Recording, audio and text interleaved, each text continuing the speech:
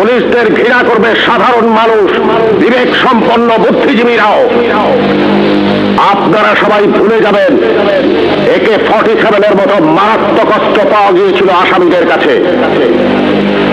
যদি জনগণের কাছে ধরা পড়ে ওই আসামিরা গণপিটুনিতে মারা যেত, আপনারাই বলতেন ভালো হয়েছে, পুলিশের কাছে গেলে ছাড়া পেয়ে যেত। একটা কথা মনে রাখবেন, পুলিশ কখনো আসামি ছাড়ে না। আসামি ছাড়ার অধিকার শুধুমাত্র বিচার বিভাগের।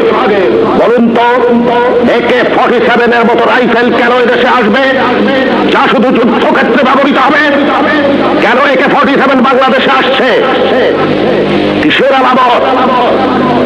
9 শুটার বন্দুক কেন টিসিবির মাধ্যমে হাজার হাজার বন্দুক সাধারণ মানুষের হাতে তুলে দেওয়া হচ্ছে?